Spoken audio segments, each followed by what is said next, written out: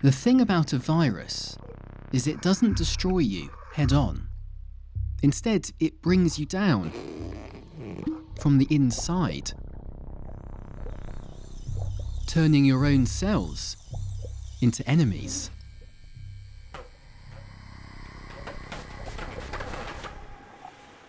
This story is about a virus created 5 decades ago by a government to slowly and methodically poison its enemies. But it's not a biological virus, it's more like a political one, and chances are you've already been infected.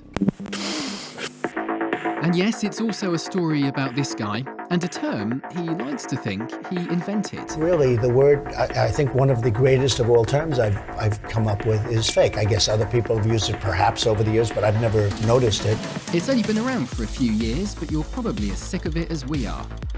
Well, the thing is, it's actually really old. It's just that once, it went by a very different name. Активные мероприятия. If you feel like you don't know who to trust anymore, this might be the thing that's making you feel that way. If you feel exhausted by the news, this could be why. And if you're sick of it all and you just want to stop caring, then we really need to talk. Ready?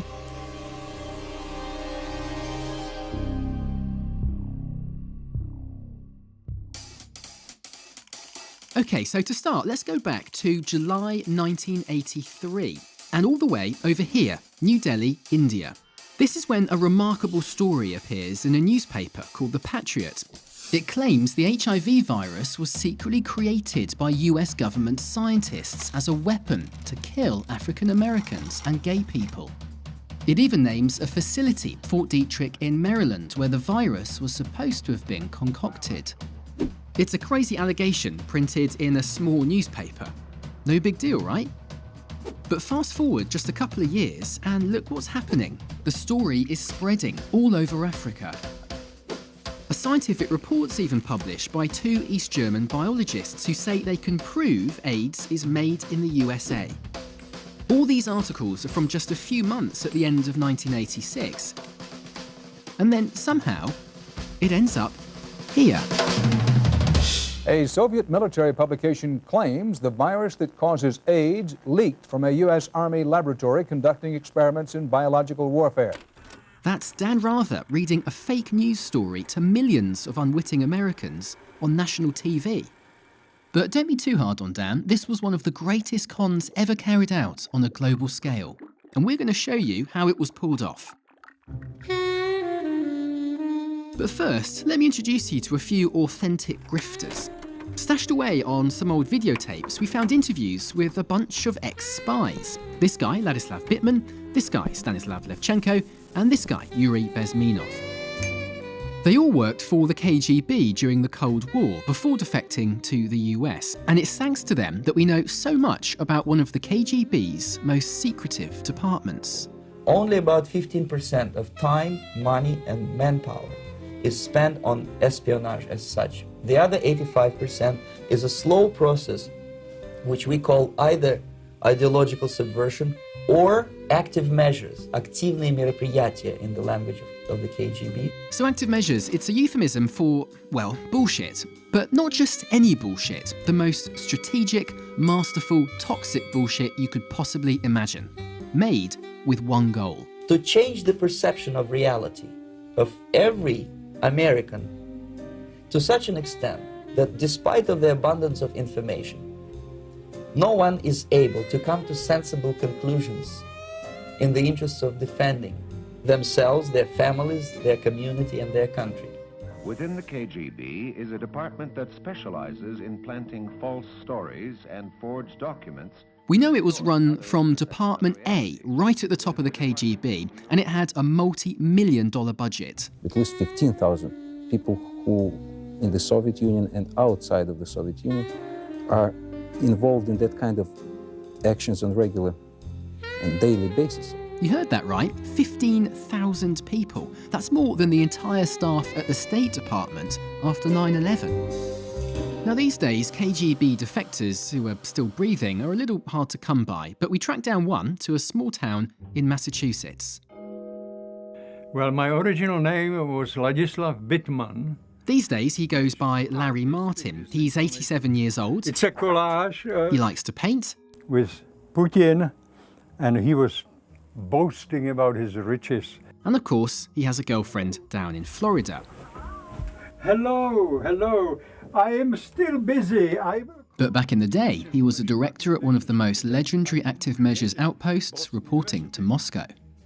And when it comes to bullshit, Larry's done it all. His first ever con? Was an operation to establish a whorehouse in Germany. That was to catch politicians in compromising situations. And once he even planted a treasure chest of Nazi papers at the bottom of a lake. Original Nazi documents. That was to stir up anti-German sentiments. Larry's expertise, though, was a special kind of bullshit, something called Disinformation. Basically, it means deliberately distorted information that is secretly leaked into the communication process in order to deceive and manipulate. All right, just to avoid any confusion, let's pause here quickly to unpack all these different flavours of bullshit. At the top, you've got your active measures, right? These are basically any kind of covert operations against another country, short of starting a war. This includes forgeries and even kidnappings, but disinformation was the heart and soul of it for the KGB. You might be thinking that's just a fancy word for propaganda, but it's not. Propaganda tries to convince us to believe something. Disinformation is a highly organised attempt to deceive us into believing it. Today, everyone calls this fake news, but that's become such a loaded term, no thanks to this guy, that it's basically useless. Anyway, we'll get on to him later. All right, let's get back to it. Disinformation. It was such a big deal that every KGB agent was required to spend 25% of their time coming up with ideas for false stories. And in their year-end review, yes, KGB agents had year-end reviews too, every agent was evaluated on How many proposals for disinformation operations he submitted. You got to be fairly good at this when you were with Czech intelligence, didn't you?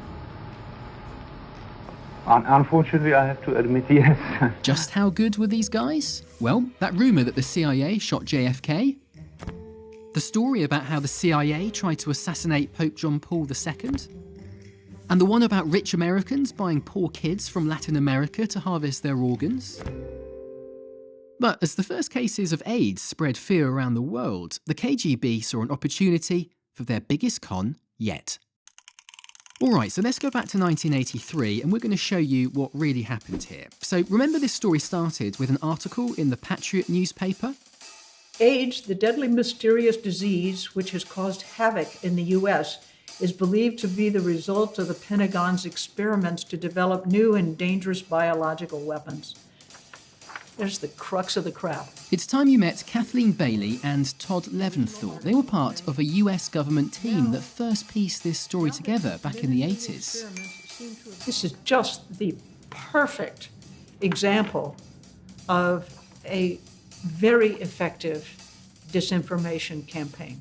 Well, almost perfect. There are some obvious grammar mistakes here which tip off experts like Kathleen. Like in English, we'd say flu virus, not the virus flu. It's written by a non-native English speaker, and it probably was written by a Russian language speaker. They said, oh, the Indian newspaper, the Patriot, which we knew the KGB used this as an English language newspaper as a way to get stories out. This was a classic Soviet tactic. Oleg Kaluchin's another ex-KGB agent we found. He told us they'd always try and place the story in a third world country, somewhere like, say, in India, Thailand, where journalists could be easily tricked Japan, or bribed. That gave the story acceptability when nobody was searching about the origin. The KGB let the story go quiet for a couple of years after India, but with AIDS still making scary headlines in '85, they revived it, this time in a prominent Moscow newspaper. And the source for this story? You guessed it. It's brilliant, really. They've repeated the story, but concealed their hand, distancing themselves from the lie they started. So we're now into 1986, and the KGB want to add gravitas to this lie. So they look around for a scientist, a human face, someone who could back up the lie with data. And, no joke, this is the dude they found. This is Dr. Jakub Segal. Remember I said the report had 2 authors? Well, here comes the co-author now. It's his wife, Lily. Believe it or not, these 2 wrote that report that claimed to have evidence AIDS was created in a US government lab. This scientific gobbledygook. And, you read this stuff and who can understand it, but it purports to be proof. The thing is, it worked. The KGB made sure the Segal report was read by journalists all over Africa, and they kept on pushing it until it went, well, viral. It appeared in 200 reports in 80 countries. Even the Daily Express in London runs with it. And finally, on March 30th, 1987, the KGB hits the jackpot. A Soviet military publication claims the virus that causes AIDS leaked. This campaign had a KGB code name. They called it Operation InfeKtion.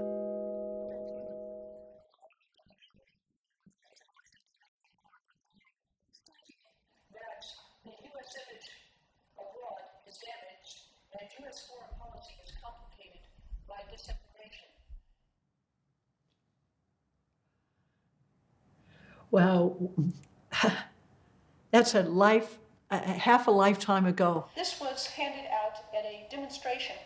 I was so angry that they accused the United States of creating the AIDS virus because I knew how effective that was going to be as a tool against us. And it angered me deeply. And it empowered me, it motivated me, it fired me up. I was pissed. Operation InfeKtion, one of the most audacious and successful fake news stories ever created. And for America, the impact was toxic. Foreign governments actually believed that the US was creating this biological warfare agent. For them to think that damages their view of the United States, not only as a culture, but it taints all of our policies. It's in the backs of their minds every time they discuss anything with us. Now, with so much at stake, you might be wondering what the US response to all this was. Well, you're watching it.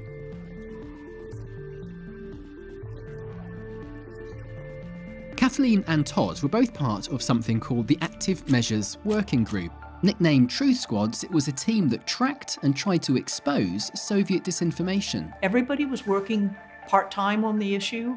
It was not funded lavishly. We all sat around a table once every week or 2, and those who could volunteer the time to come in did. Yep, that's right. In the face of thousands of KGB agents with a multi-million-dollar budget, we had some part-time workers propping up poster boards on C-SPAN. I see that it wasn't very well attended, and I remember that now that I see this, but it did have an impact. They didn't have the budget all the time, but they were motivated by truth and did what they could, responding to the fire hose of falsehoods, calling them out, one lie at a time. So they were working at this day after day after day. I think we were kept busy just knocking these things down. But repeated exposure didn't just lead to a couple of article corrections. Kathleen's report exposing and debunking Operation InfeKtion made its way right to the top of the Kremlin, into the hands of Soviet leader Mikhail Gorbachev himself. Secretary of State George Shultz was in the room when Gorby read it. And you're spreading all this bum dope about AIDS and the United States pushing it. I said, come on. So we had a good heated exchange. And there's nothing wrong with that. And days later, Gorbachev did the unthinkable.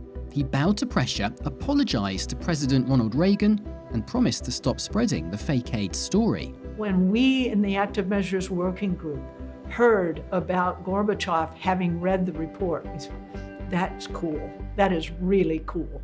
He couldn't deny what we put in the report, and he didn't deny it. Yet it was the military who prevented the hardline coup from succeeding. And then came the year 1989, 1990, when the communist regime collapsed. Nobody believed that the Russians would continue using this weapon in future. Our government's view was problem solved. As the Soviet Union was collapsing, Todd wrote this final report for Congress, a warning that would fall on deaf ears. The formidable Soviet active measures and disinformation apparatus, which has manipulated world opinion for decades, has disintegrated. But many large fragments of their apparatus continue to exist and function, for the most part now under Russian rather than Soviet sponsorship. Don't forget, KGB agents spent 25% of their time creating disinformation. And that was true of the entire agency during the Cold War, including a young agent from St. Petersburg who enrolled into the KGB in 1975, and who would one day go on to greater things.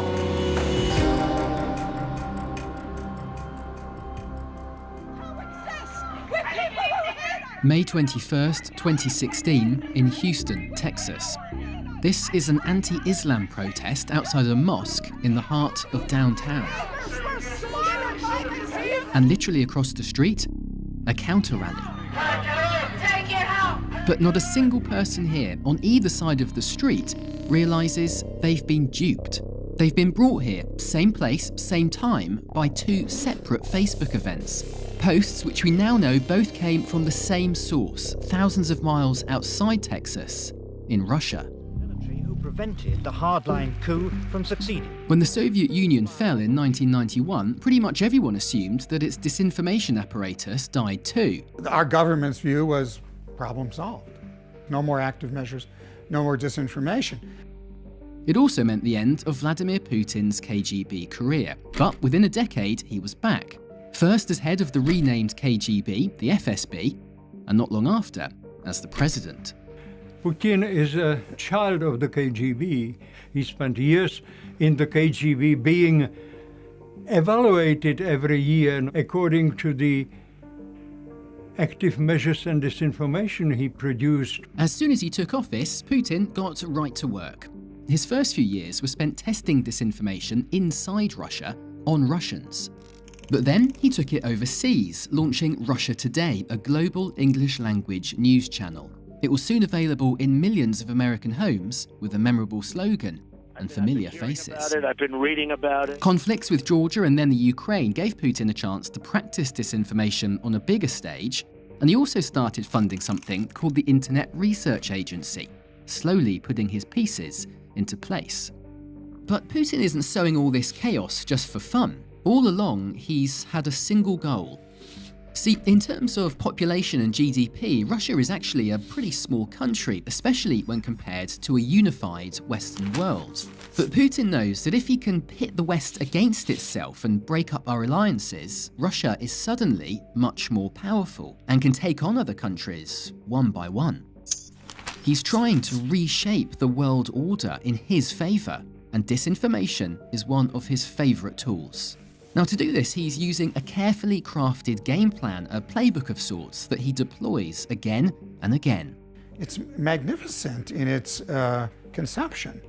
That playbook is designed to achieve a change in the behavior, perception, and viewpoints of foreign audiences and governments. Both Todd Leventhal and Kathleen Bailey fought Moscow's disinformation more than 30 years ago for the US government. They are good.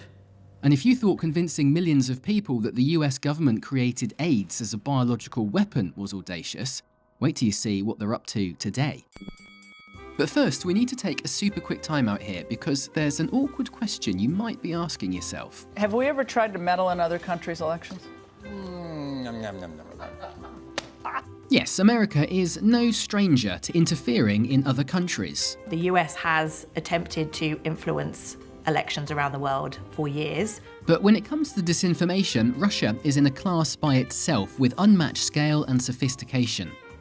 And unlike the US with its myriad of investigations, Russia does it without even a shred of public or historical accountability. We must never allow the end to justify the means.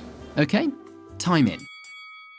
Now, do you remember Pizzagate? The one about Hillary Clinton running a child sex ring from the basement of a pizza parlour?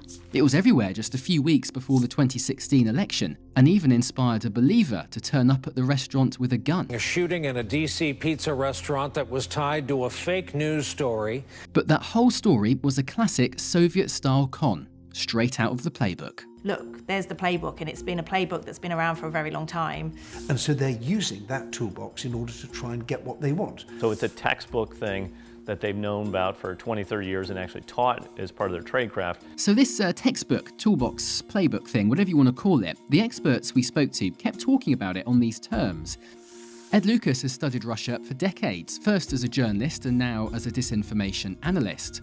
Dr. Claire Wardle's an authority on internet verification at Harvard. She's been tracking online lies since 2008. And this is Clint Watts, former FBI and military. He's been shouting from the rooftops about disinformation for years. With the help of our experts, not to mention our spies and our detectives, we've reverse engineered the 7 commandments of Russian disinformation, a time-tested, step-by-step recipe to creating the perfect fake news story.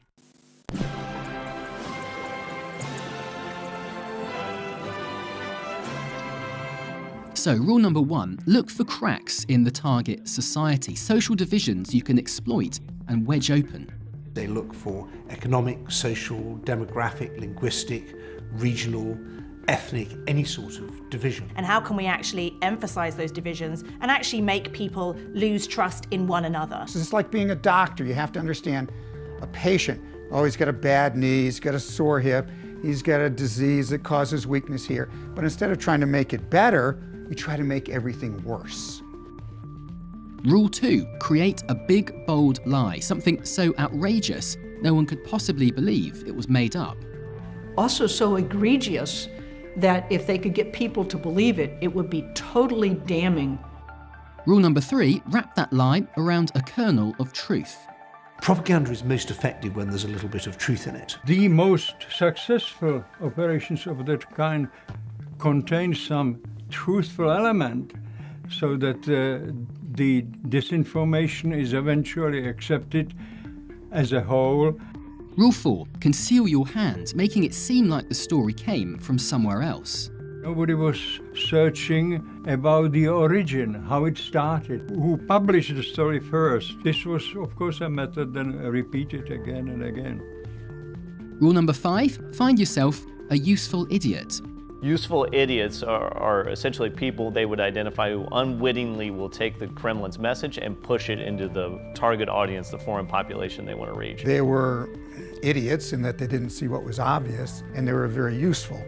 And what happens when those pesky truth seekers try and debunk your fake story? Well, rule 6, as you covered. Deny, deny, deny. Even if the truth is obvious, yet deny, deny, deny. They will bluster their way out of things because they've realized that our attention span is quite short. And finally, and this is a really important one, play the long game.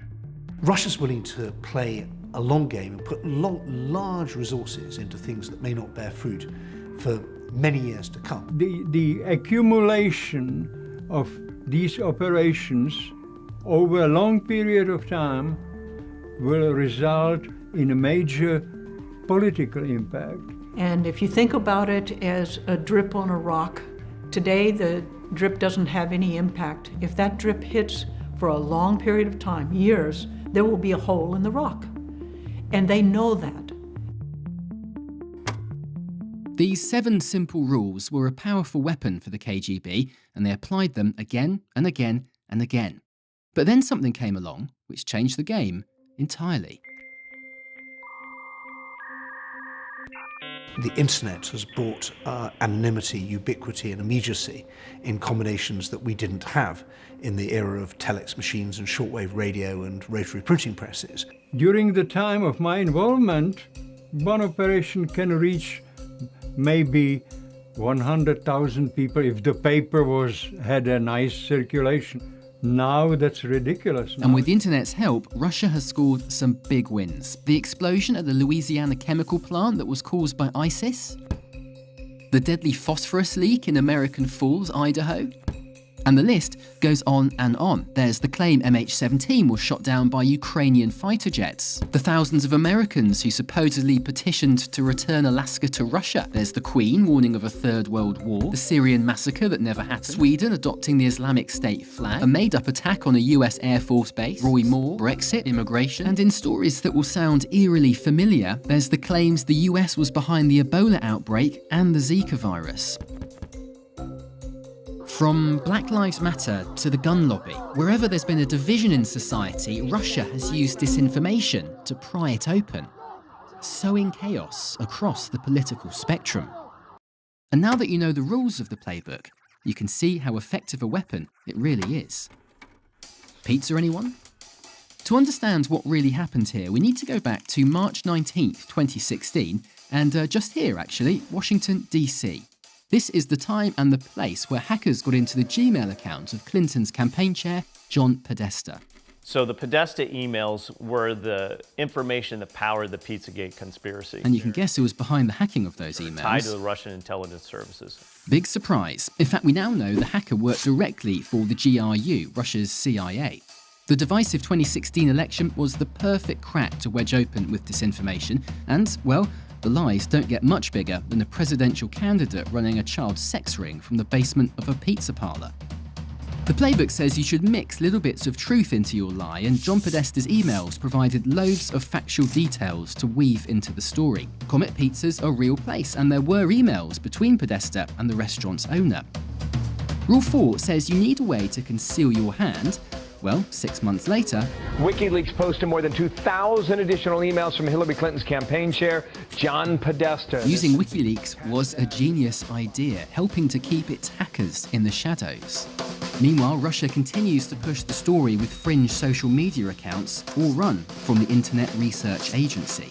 Over 50,000 accounts communicating automatically and in synchronization we've never seen in the history of social media.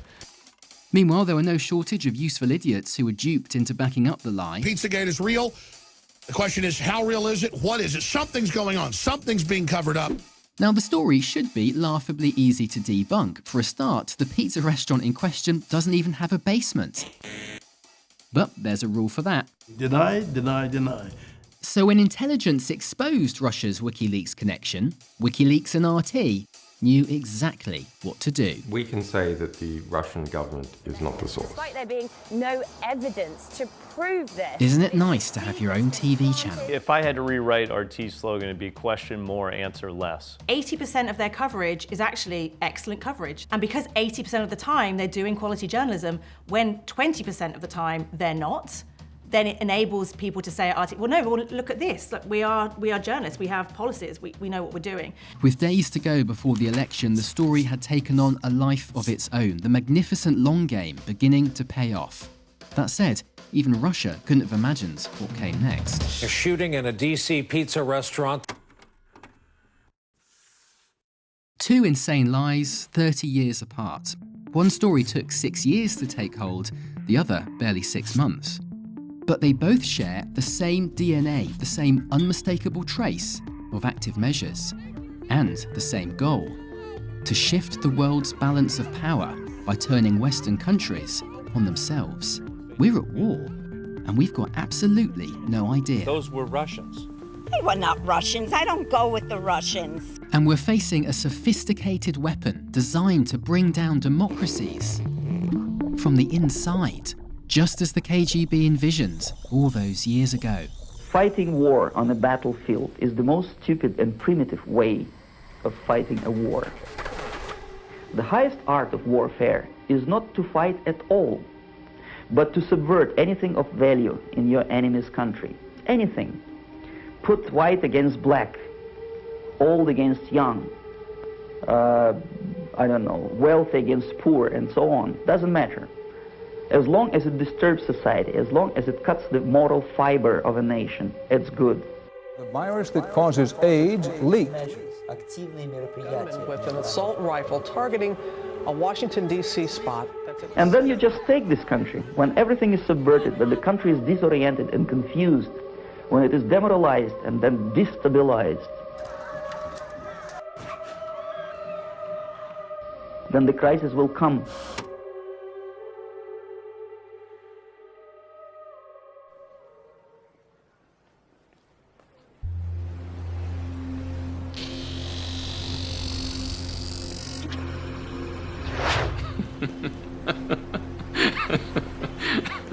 It's time to fight back against disinformation.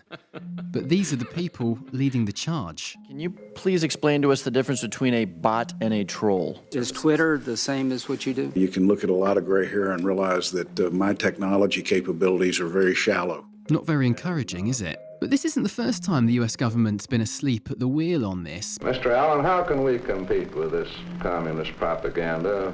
You know now that Russia's been attacking the US like this since the 50s, but did you know that for the first 30 years of that, no one in the US government took it seriously? There was not a very high awareness of disinformation or active measures. So there was a tendency to want to keep the waters smooth. They use all the means of communication. The thinking went, if you respond to a fake story, you dignify it. I don't think we grasped it intellectually. Then, in 1980, a new cowboy rode into town. Ronald Reagan, his point of view was, we ought to be bold, we ought to tell the truth.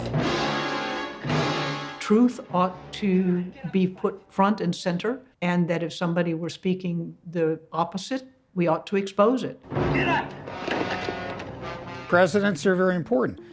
To the danger of espionage is added active measures designed to subvert and deceive, to disinform the public opinion upon which our democracies are built.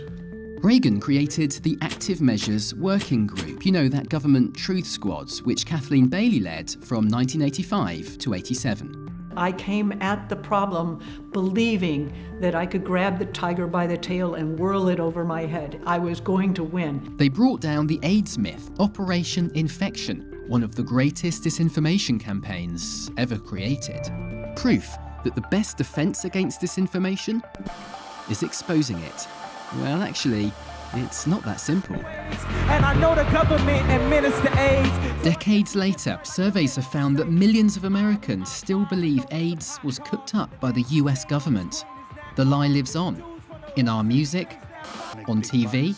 My parents believed the government created HIV in a lab, and the CIA spread it in the prisons to kill blacks and gays. In comics, on YouTube, even in churches. Weaponize pathogens to hit selected groups of humans.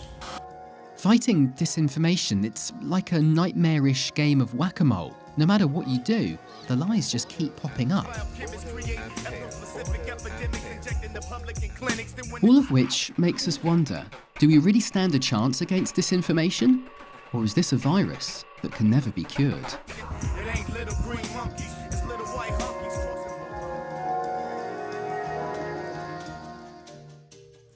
Mark Twain once said, a lie is halfway around the world before the truth has even got its boots on. Except, even that's a lie. That quote's been attributed to loads of people. But whoever said it was right. We know now, empirically, that lies do have an unfair advantage over the truth, spreading further and faster, gaining traction every time they're repeated. Repetition is part of the game, and the more a bad story is repeated,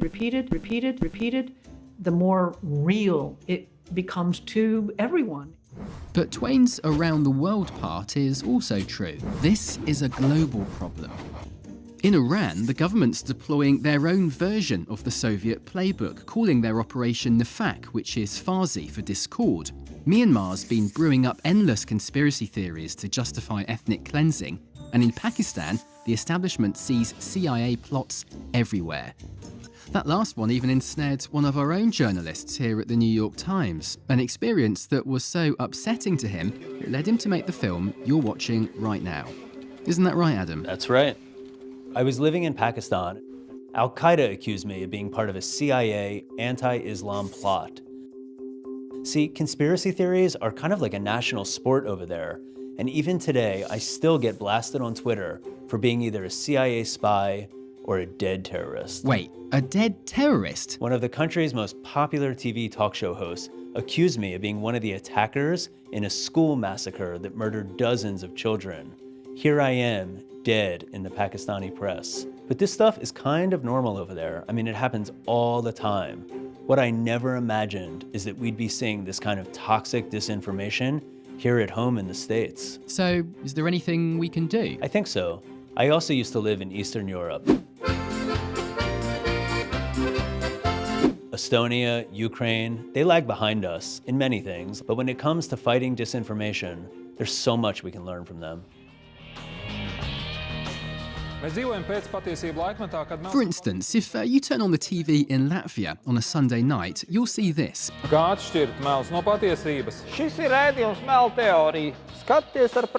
primetime show all about Russian lies. In the same slot where we'd be watching American Idol, folks in Riga are tuning in to watch the latest disinformation be systematically described, debunked, and destroyed. And it's not just Latvia. Ukraine has a bilingual Stop Fake News show broadcast by dozens of TV stations. Disinformation never stops, and neither do we. Welcome to Stop Fake. The Czech government monitors disinformation as a form of terrorism. Lithuania has thousands of volunteer cyber warriors. They call them elves, who relentlessly troll the Russian trolls. And in Estonia, there's a kind of digital national guard, thousands of volunteers who, among other things, fight disinformation. The countries that have been exposed to this the longest are the best at dealing with it. They see things we don't see, they smell things we don't smell. Meanwhile, back here, we're just learning the hard way what happens when we don't fight back.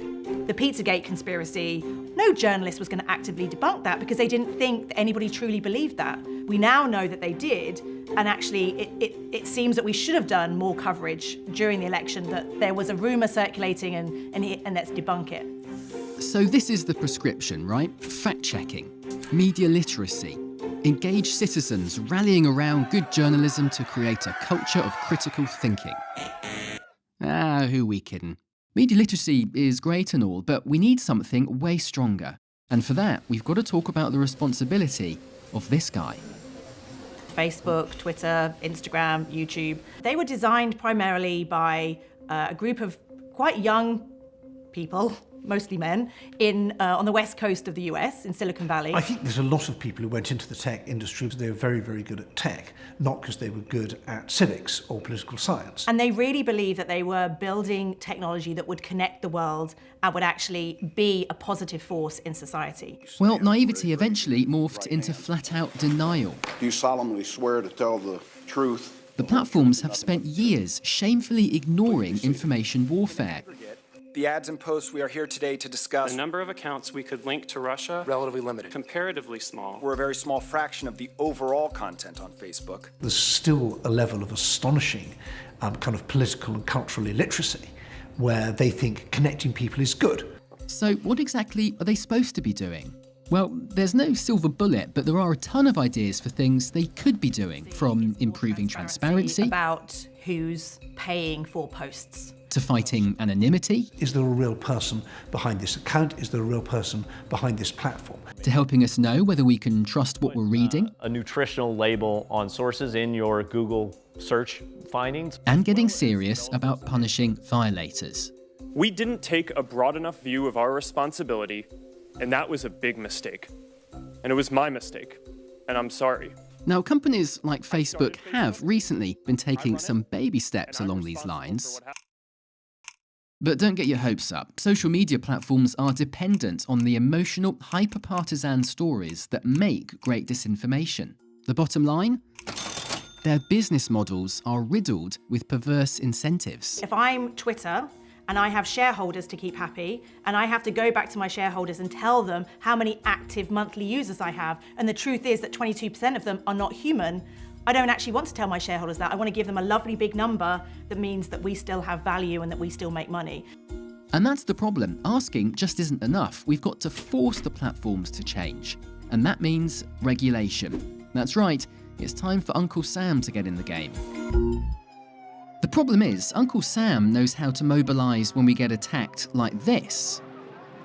But when the warfare is digital, well, you know. There are days when I wonder if the Facebook friends is a little misstated. It doesn't seem like I have those every single day. How many data categories do you store? Does Facebook store?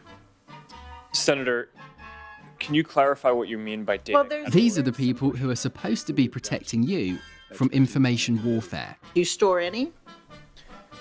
Senator, I'm not actually sure what that is referring to. Yeah, so I've testified 5 times to the Senate, either about terrorism or Russian active measures.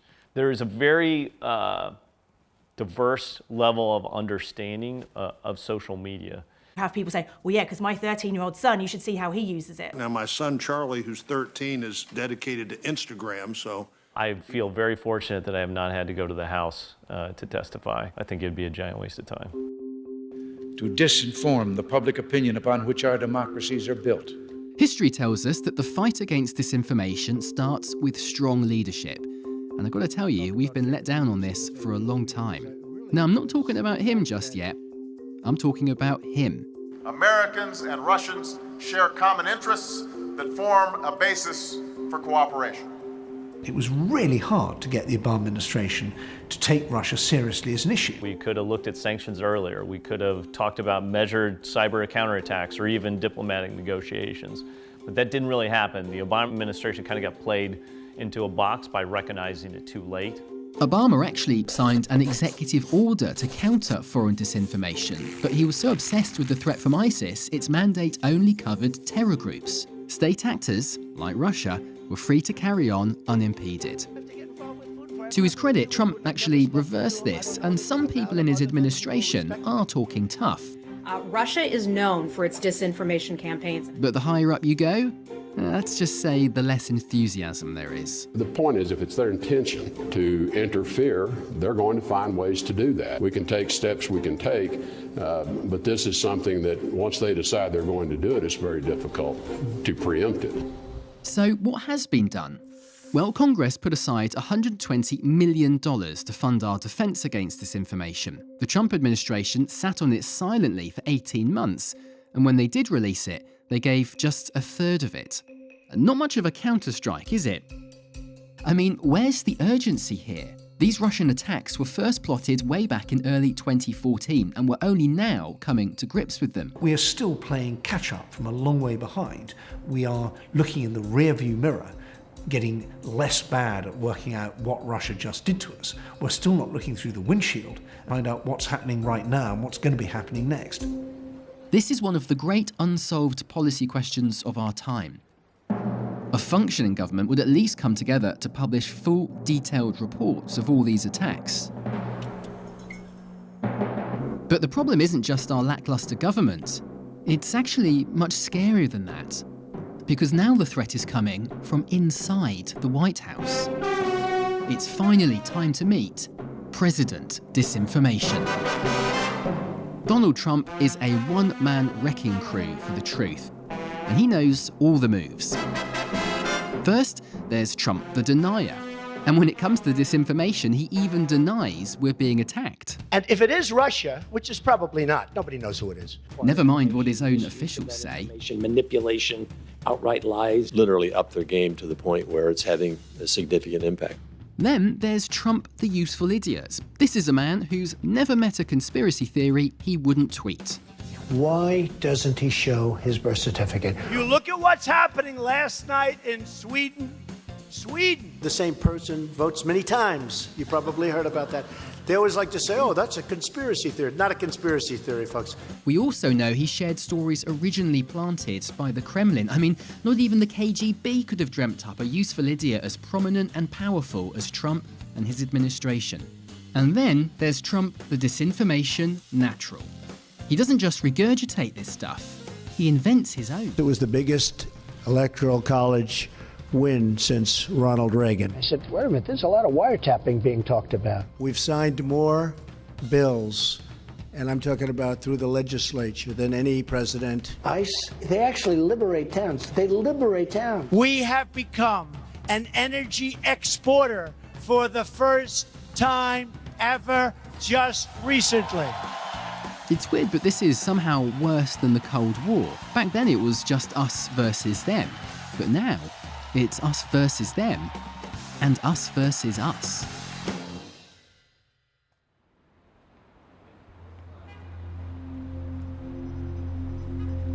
Here's the thing about democracies. They can't function unless we all agree on a basic set of facts. We can't debate anything, healthcare, immigration, gun control, unless we're aligned, left and right, about what is actually true.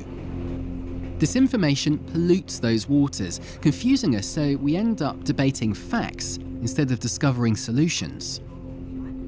And as we spiral downwards, together, our adversaries applaud from behind the curtain. And here's the kicker. The things that make democracy good, living in an open society with a free press and political diversity, those are the things, weirdly, that make us vulnerable.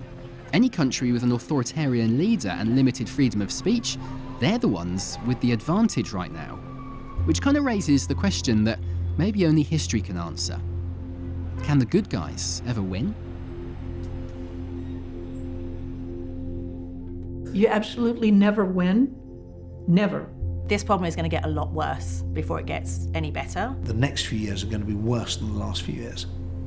And they will continue using it, regardless of what we say here in the discussion, regardless of the outcome of the discussion and investigation. But we will not always be losers in this game.